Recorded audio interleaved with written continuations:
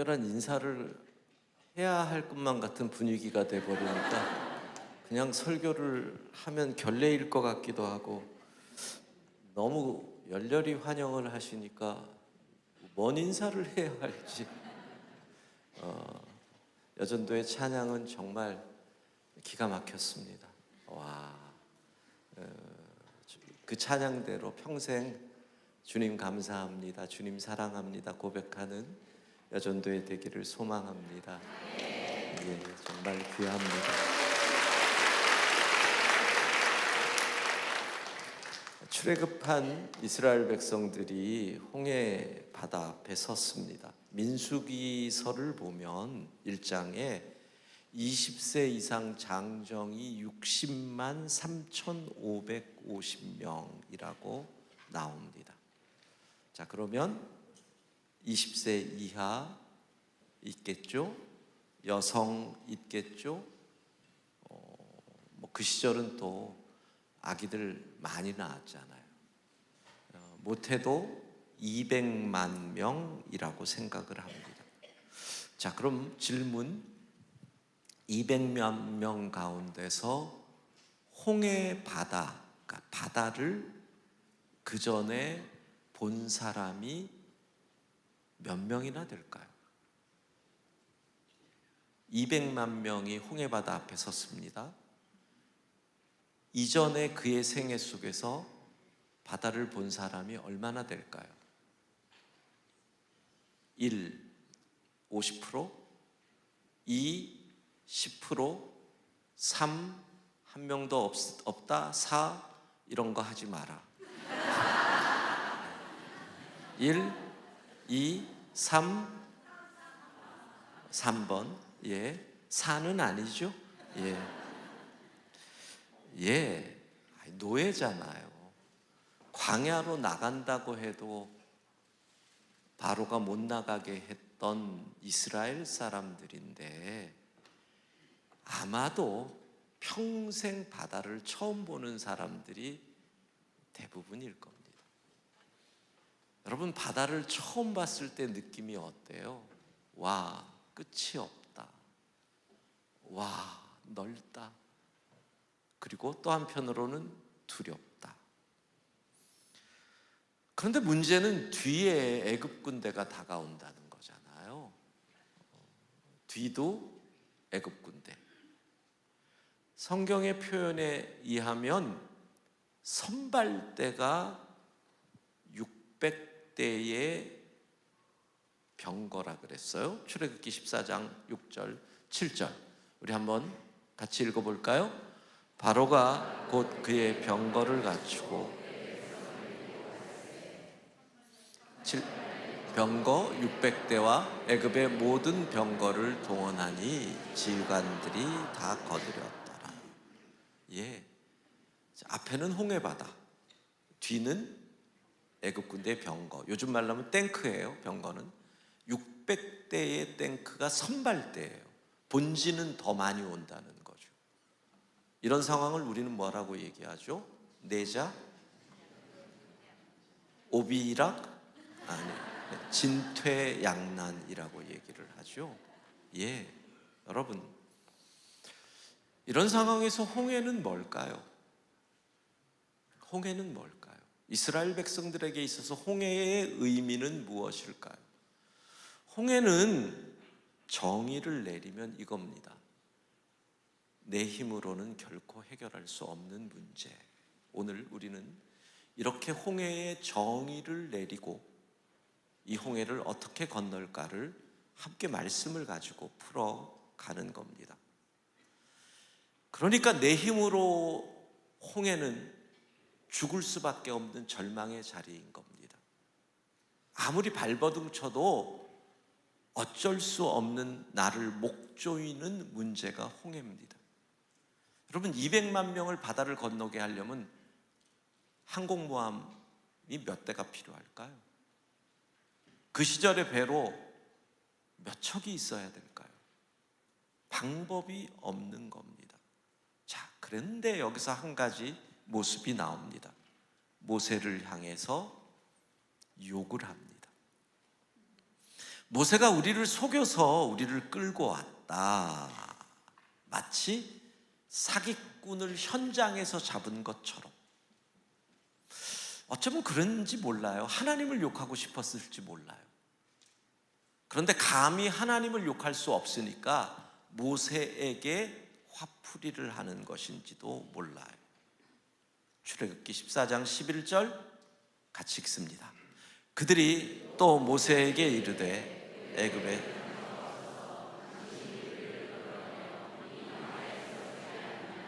어찌하여 당신이 우리를 애굽에서 이끌어내어 우리에게 이렇게 화풀이를 합니다. 여러분, 우리가 살다가 보면 홍해를 만날 때가 반드시 있습니다. 여러분의 인생길에서 만난 홍해도 똑같습니다. 절망의 자리, 내 힘으로 할 수 없는 문제. 교회 어느 집사님이 그런 얘기를 합니다. 목사님, 이제 다음 달에 우리 회사가 망하는 게 눈에 보입니다. 선합니다.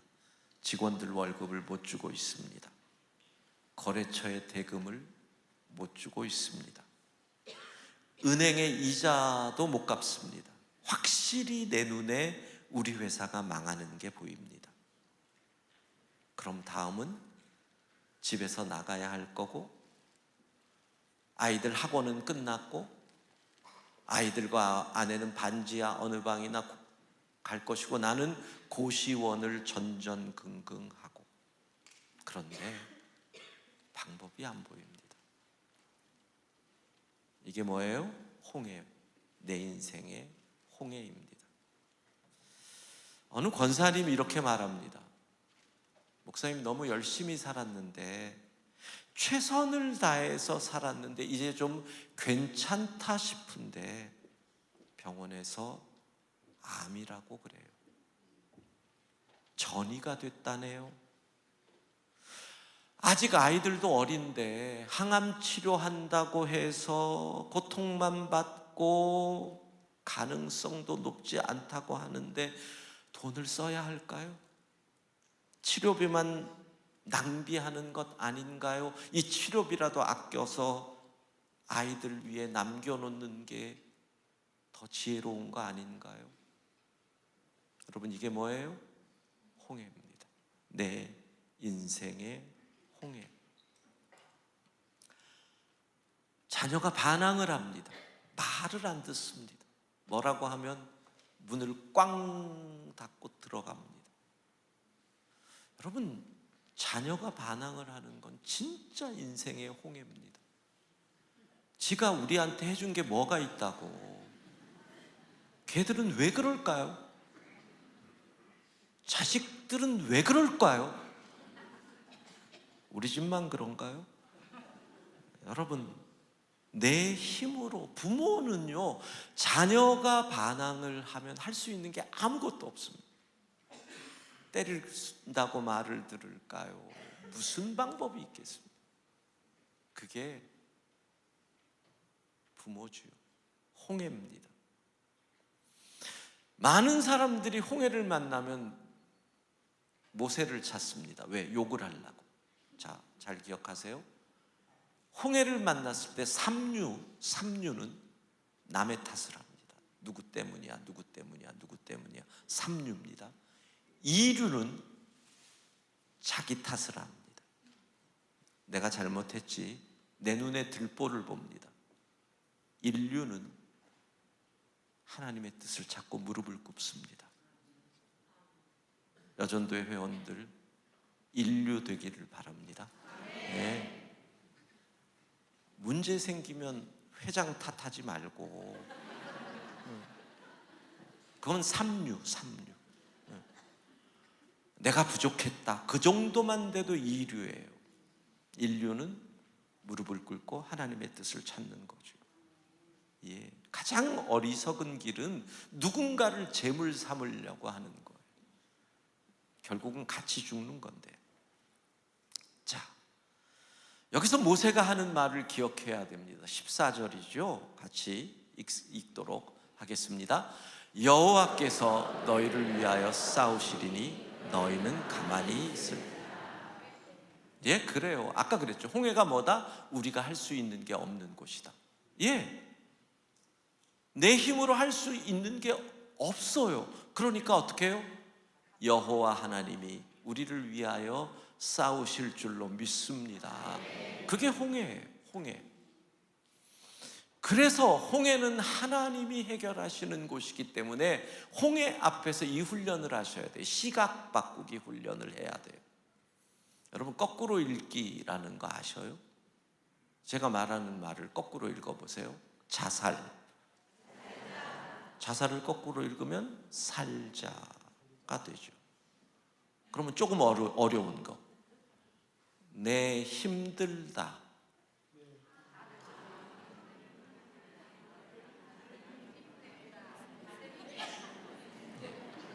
다시, 내 힘들다. 그렇죠. 두 번 만에 한다는 것은 거룩한 빛 광성교회의 평균 120 이상은 되신다는 얘기예요. 예. 다들 힘내. 다들 힘내. 시각을 바꾸라는 거죠. 역경을 거꾸로 읽어보십시오. 경력. 여러분, 힘든 시간이 홍해가 결국 내 인생의 훈장이 되는 겁니다. 간증거리가 되는 겁니다. 그러니까 고난의 홍해를 믿음으로 바라보면 뭐가 된다? 은혜의 홍해. 여러분, 그래서 어느 다른 종교에서는 인생을 고해라고 하지만 우리는 은혜. 해는 바다의 자입니다. 은혜의 바다. 시각을 바꿔서 나의 홍해를 바라보라는 겁니다. 여러분, 역경이 경력된 경험 없으세요? 오늘 여기 와서 우리 강 목사님이랑 조금 대화를 하면서 옛날 목회 얘기, 이런 얘기 저런 얘기 했어요. 제가 겪었던 얘기를 했더니 목사님, 그런데 멘탈 괜찮으셨냐고 저한테 묻더라고요. 제가 미국에서 35에 공부하러 갔다가 뉴저지 프린스톤이라는 지역에서 담임 목사가 됐어요. 35에 첫 담임 목사가 된 거예요. 그리고 벌써 30년이 돼가네요. 제 연식이 계산이 되시죠? 예. 그랬는데 미국에서 만난 장로님 한 분이 참 제 인생에서 그런 장로님을 만난 적이 없어요. 일단 태권도 구단이세요. 그러니까 태권도 사범으로 거기서 태권도장을 몇 개 하고 계시는 그런 분이시거든요. 돈도 많아요. 태권도장 몇 개 하니까. 그리고 딴 거보다 저보다 훨씬 힘이 세죠. 태권도 구단이잖아요. 근데 이분이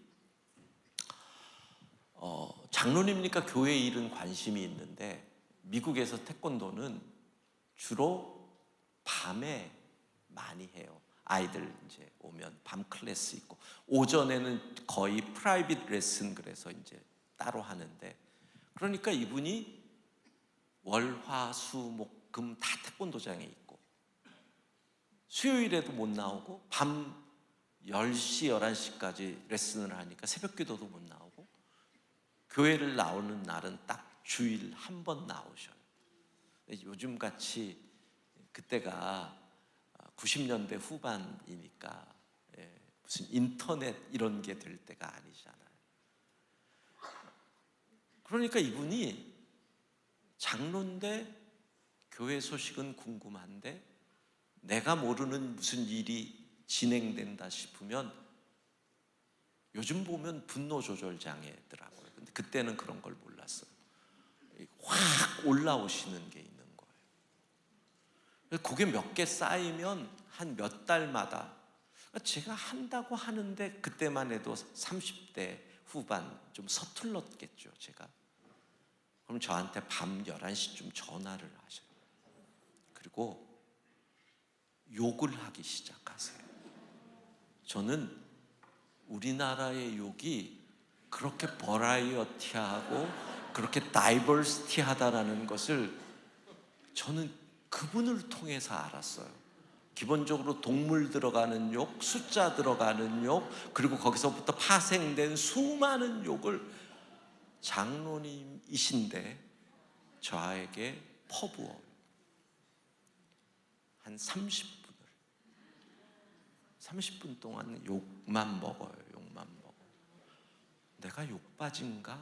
이런 생각이 들어요. 근데 감히 덤비진 못해요. 태권도 구단이잖아요. 그러니까 태권도 잘하시는 거 알아요, 광 목사님? 대표 출신이신 거 아세요? 조심하세요. 함부로 하지 마세요. 광 목사님 태권도의 선수 출신이세요. 저분이. 예. 아니, 태권도를 그만두고 목사가 된 게 박수 받을 일이죠. 과거에 태권도 선수연. 그러고 전화를 끊을 때는 늘 이렇게 말씀을 하세요. 목사님, 저는 운동한 사람이라서 뒤끝이 없습니다. 저는 이걸로 잊겠습니다. 그래서 저는 지금까지 뒤끝 없대는 사람을 싫어해요. 보통 뒤끝 없대는 사람들이 다른 사람을 뒤끝 있게 만들어 놓고 자기 뒤끝을 풀어요. 내게 생긴 뒤끝은 어떡하라고요? 그렇잖아요. 근데 3개월에서 4개월 지나면 또 전화를 하세요. 그리고 또 이 일이 반복돼요. 그게 1년, 2년. 별 생각이 다 들었죠. 별 생각이 다 들었죠. 참 아팠어요. 내가 왜 이 일을 겪어야 될까? 내가 뭘 그렇게 잘못했을까? 내가 왜 이런 욕을 먹어야 할까? 근데 한 1년 지나면서부터 제 아내가 그래요. 장로님 전화 오실 때 됐는데 왜 안 오지? 한 3개월 지나는데 전화가 안 오면 불안한 거예요. 그분 전화를 받고 나야 그 다음에 잠을 잘 수 있어요. 발을 뻗고. 근데요, 제가 그러고 2002년에 미국에서 작은 교회 하나 짓고 그 와중에도 작은 프린스턴의 작은 교회 하나를 건축하고요. 교인 70명 가지고 건축했으니까. 그리고 이제 제주로 목회를 왔어요. 제주에 가면 제주 성안교회라는 교회가 있어요. 2002년에 제가 이기풍 선교사님이 제주에서 최초로 세운 교회 성 안에 있다고 해가지고, 그러니까 부르주아 교회인 거죠. 성 안이니까. 원래는 성내 교회였죠. 그 교회에 제가 부임을 한 게 2002년이었는데 그 교회가 4년간의 분규 후에 제가 들어간 거예요. 그 전에 목사님이 교회를 서울로 나가시고 총회장 하신 정영택 목사님이 또 서울로 가시고 후임으로 오신 분이 3년 만에 떠나시면서 교인을 한 1,000명도 안 되는 교인 가운데서 한 100여 명을 데리고 나가고, 그리고 1년간 담임 목사 없는 가운데 서로 싸우고 있던, 그러니까 그때 분쟁이 있을 때 목사님 편, 목사님 반대편 이렇게 싸우고 있던 교회에 제가 부임을 했어요. 참 한경직 목사님 말씀이 맞는 것 같아요. 옛날에 우리 어릴 때부터 들었던, 사람들이 물었대잖아요. 한 목사님 어떻게 영락교회는 그렇게 부흥이 됐어요? 그랬더니 한 목사님이 그러셨대요.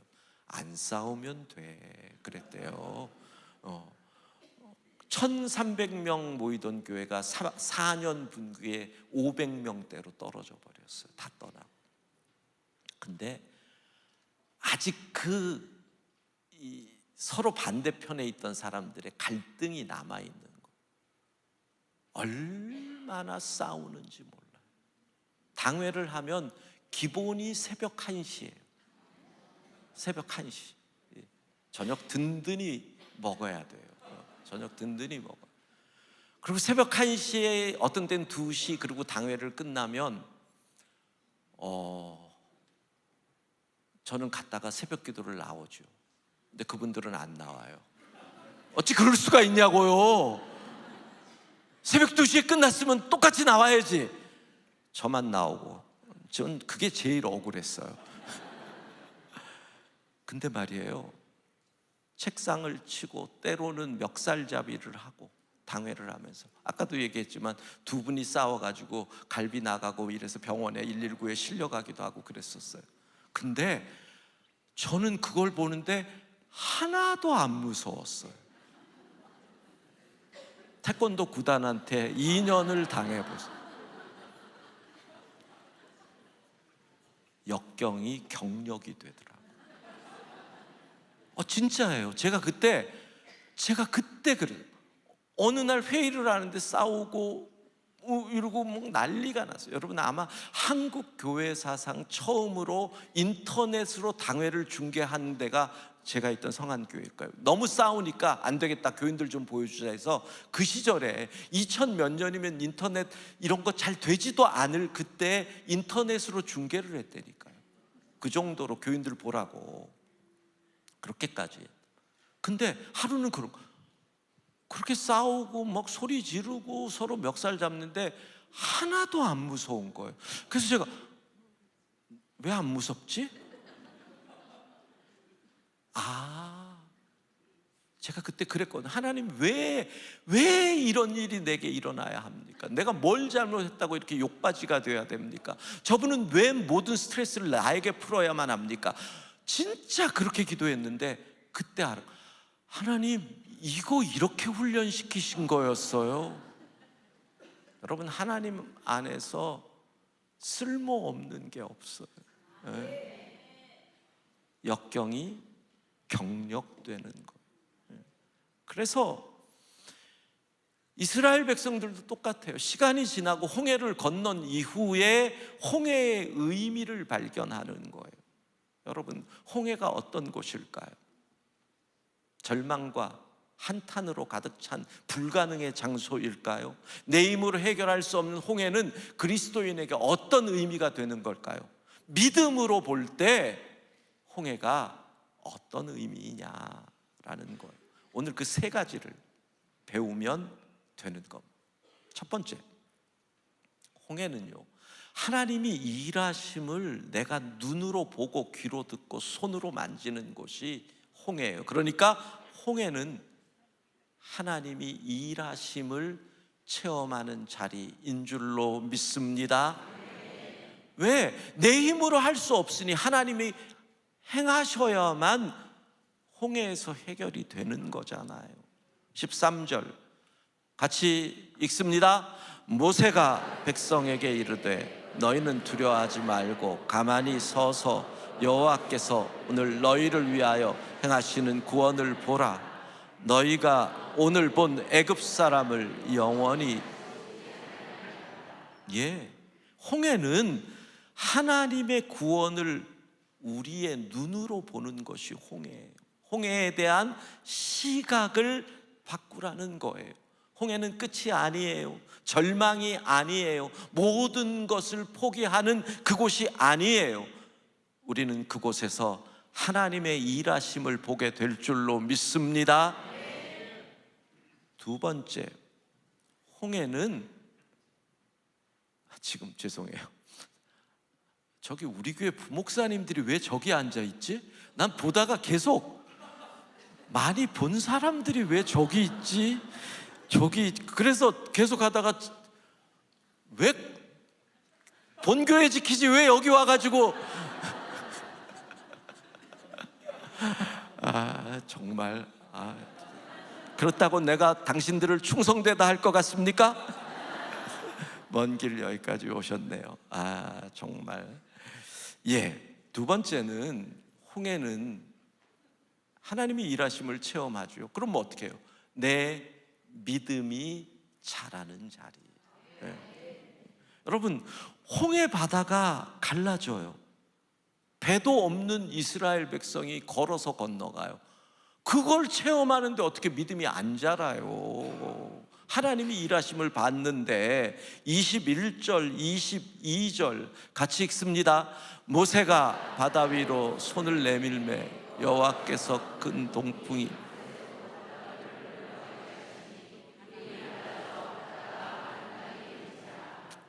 이스라엘 자손이 바다 가운데를 육지로 걸어가고 물은 그들의 좌우에. 여러분이 만약에 홍해가 갈라지고 갈라진 바다가 양쪽에 벽처럼 서 있고 거기를 마른 땅을 건너는 것을 눈으로 보고 체험했다고 하면 여러분의 믿음이 안 자랄 수 있겠어요? 하나님의 일하심을 체험했는데 어떻게 내 믿음이 그대로일 수 있느냐라는 거예요. 기도했을 뿐인데 기적적으로 부도의 위기를 넘겼고 돕는 사람이 생겼다. 이 체험을 해보세요. 투병의 순간에 하나님이 함께 하심을 체험했다. 자녀가 반항을 하고 힘들어하는 그 순간 하나님이 함께 하시고 자녀를 품게 해주셨다. 어떻게 믿음이 안 자랄 수 있냐라는 거예요. 우리 교회 권사님 한 분이 젊었을 때 얘기를 하더라고요. 믿지 않는 남편하고 결혼해서 평생 시집살이를 그렇게 했는데 그게 힘들었는지 젊어서 암에 걸린 거예요. 그래서 이제 암 수술을 하려고 병원에서 이제 수술실로 가는데 큰 신우가 이제 암 수술하러 간다고 찾아왔다는 거예요. 그래가지고 그냥 괜히 불쌍하다고 손잡고 오는데 큰 신우한테 수술실 들어가면서 이렇게 얘기했대요. 형님, 나는 어떻게 될지 모르는데 형님 교회 나가세요. 내 소원이에요. 예수 믿으세요. 그게 제 소원이에요. 여러분, 홍해 앞에서 뭘 결단하냐고요? 믿음을 결단하잖아요. 홍해 앞에서 예수 복음 전하잖아요. 암이라고 하는 홍해 앞에서 내 팔자야 그러지 않잖아요. 나는 어찌 될지 모르지만 형님 예수 믿으세요. 큰 신우가 예수님 믿게 되고 지금 우리 교회 권사님, 명예권사님이시고 암 수술을 하러 가면서 예수님을 전한 그분 믿음 자라서 그리고 권사가 되고. 여러분, 홍해는 우리의 믿음이 자라는 곳이 되는 줄로 믿습니다. 세 번째로 더 놀라운 것, 홍해는요 내 원수가 무너지는 자리. 원수가 무너집니다. 참 신기한 거예요. 내 인생의 고난이에요. 내 인생의 절망이에요. 홍해는 건데 그 자리를 이용해서 하나님이 원수를 무너뜨리시잖아요. 놀랍지 않습니까? 이스라엘 백성을 추격해서 애굽 군대가 홍해 그 땅에 병거가 들어왔을 때 모세가 손을 바다 위로 내밉니다. 출애굽기 14장 28절 같이 읽습니다. 물이 다시 흘러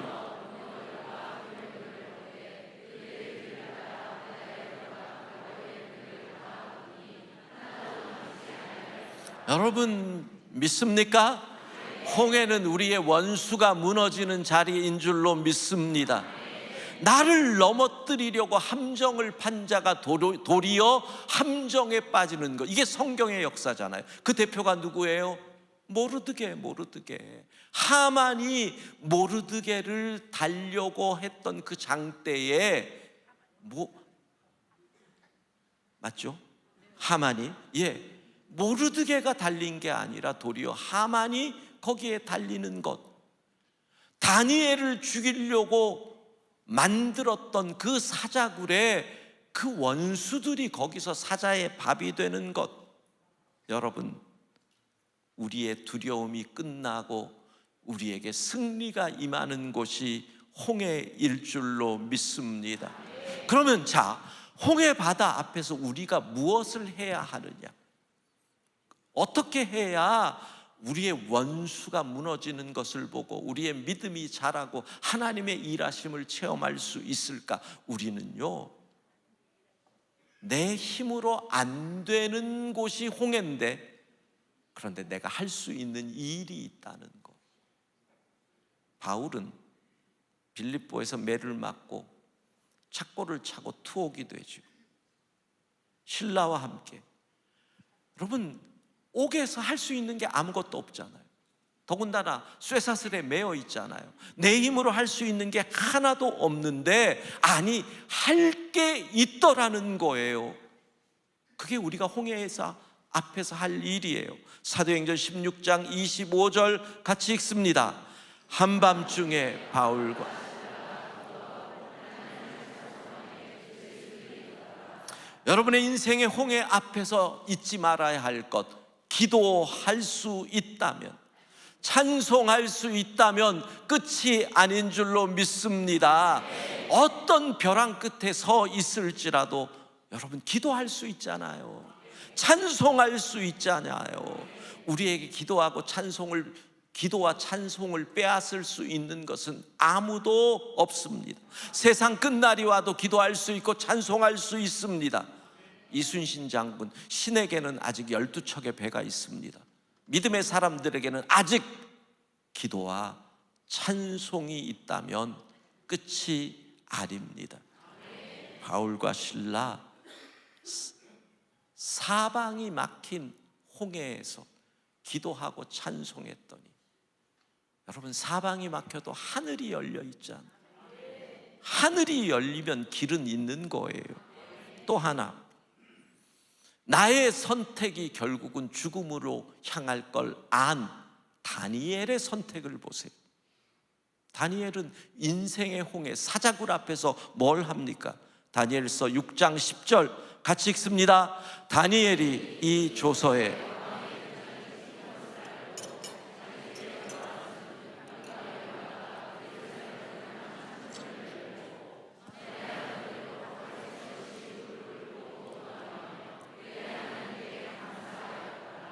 아멘. 하나님을 신뢰하면 홍해 앞에서 감사하더라. 감사. 여러분, 제가 제주에서 목회를 하다가 두 번째 성전 건축을 하게 됐어요. 미국에서 한 번 했고, 또 제주에서 또 한 번 하고, 그리고 이제 세 번째 건축을 앞에 두고 있어요. 이 나이에 올해 5월에 이제 저희가 시작을 하게 돼요. 근데 어쨌든 제주에서 건축을 하다가 제 인생의 홍해를 만났어요. 입당 2주를 앞두고 이 예배당도 지으신 분들 알겠네요. 태풍이 왔어요. 그 태풍이 제주를 덮쳤어요. 그래가지고 2주를 앞둔 예배당이 물에 잠겼어요. 그때 어떻게 했는지 영상인데요. 앞에는 건축하는 과정이 조금 있고, 뒤에 그 홍해 속에서의 선택이 나와요. 조금 길어요. 한 7분 정도 돼요. 근데 7분을 설교로 대체한다면 여러분들도 편하고 저도 편하고, 영상 잠깐 보고 제가 마무리하겠습니다.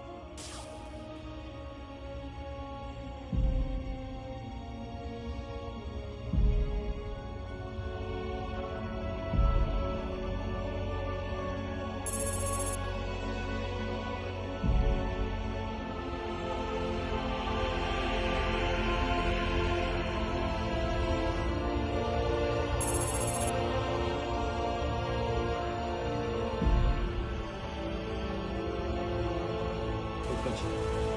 거기가 완전 찬스.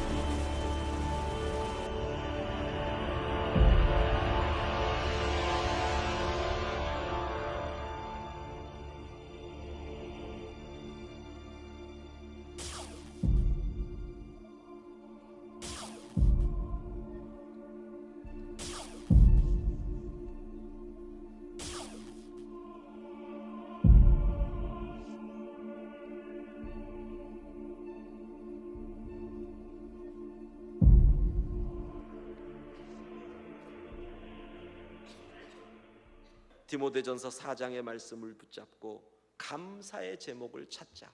그리고 오늘 여러분들에게 10가지의 감사의 제목들을 나누며 하나님의 은혜를 고백하려고 합니다. 원래 입당 예정일이 늦추어진 것이 우리 어린아이들 그 구석구석에서 있었을 것 생각하면 참 아찔하지요. 입당 예식 열릴 때 태풍으로 한숨 쉬었을 생각하니 그래, 입당 연기시켜준 거 감사한 일이구나. 한 마음으로 섬겨준 성도들로 인해서 감사할 수밖에 없는 거예요. 모든 환난을 이기고 입당할 때 넘칠 감격을 생각하니 그게 감사했어요. 한두 달 늦어질지라도 모든 성도들이 더 감격할 수 있다면 그거 감사한 일 아니냐.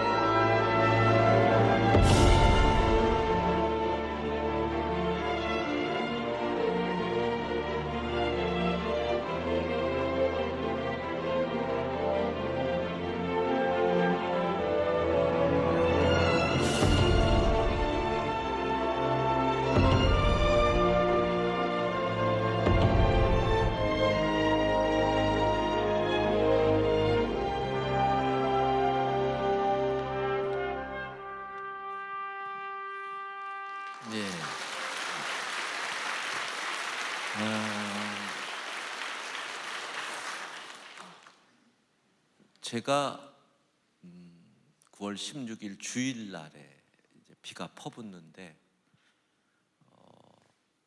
길에 세워둔 차가 비에 이렇게 움직여요.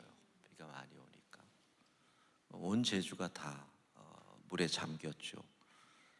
그리고 이제 거기서 이제 제주 사람들 믿지 않는 사람들 많은데 이런 얘기들을 수군수군 되는 거예요. 하나님이 계신데 왜 교회가 이래? 제주가 다 잠겼는데. 그리고 이제 한 주간이 지나고 설교를 해야 되는데 참남하잖아요. 무슨 설교를 해야 되나? 무슨 설교를 해야 되나? 근데 저는 지금도 제가 왜 감사라는 주제로 설교를 했는지 전 지금도 몰라요. 저는 이건 정말 성령께서 주셨다라는 고백밖에 할 수 없는 거예요. 그래서 그날 인생의 홍해 앞에서 가장 처참한 상황에서 눈물이 나는데 교인들 실망할까 봐 교인들 앞에서는 못 울고 혼자 울고, 교인들 앞에는 그냥 목사는 어쩔 수 없이 괜찮아요, 하나님 도와주셔요, 우리는 더 잘 될 거예요 이러고 이제 뒷방에 가서 혼자 찔찔 울고 뭐. 그러면서 10가지 감사라는 제목으로 설교를 했어요. 하나하나 제목을 놓고. 그리고 이렇게 얘기했어요. 11번째 감사는 우리 성도들의 몫입니다. 그때 성안교회 교인들은 교회 홈페이지에 감사의 잔치를 벌였어요. 다들 이래서 감사, 생각하지 못한 감사의 고백들을 하는. 그리고 그날 이후에 저는 결정적인 순간마다 그 설교를 해요. 감사의 제목. 2024년 7월에 새 예배당을 이제 창동의 영광교회에서 건축하는 비전을 선포하면서 그날도 제가 10가지 감사로 제목을 했어요. 여러분 한번 훈련해 보세요. 여러분의 인생에 홍해를 만났을 때마다 감사의 제목을 찾는 훈련을 해보세요. 홍해가 하나님이 역사하시고 우리의 믿음이 자라고 그리고 하나님의 일하심을 체험하는 자리가 될 줄로 믿습니다. 예, 고비마다 감사를 선택하는 거예요. 자, 말씀을 정리하고 찬양하고 기도하겠습니다. 홍해에 대한 시각, 고난의 자리에 대한 시각을 바꾸라고 했습니다. 아픔에 대한, 절망에 대한 시각을 바꾸라고 말씀드렸습니다. 홍해 앞에 섰을 때 더 이상 두려워하지 말고 기대하라는 거예요. 와, 하나님께서 어떻게 역사하실까? 이번에는 하나님께서 어떤 은혜를 베푸실까? 해볼까요? 와, 하나님이 어떻게 역사하실까? 포인트가 와예요. 와를 진짜 이 기대감이 가셔서 해야 돼요. 와, 하나님이 어떻게 역사하실까? 예. 그 역사를 내가 체험할 거니까 흥분되잖아요. 기대가 되잖아요. 이 일을 통해서 내 믿음이 자랄 거지요. 홍해에서 내 원수가 무너질 거지요. 우리가 할 것은 기도하고 찬송하고 감사할 때 홍해는 갈라지고 우리는 그 마른 땅을 건너게 될 줄로 믿습니다.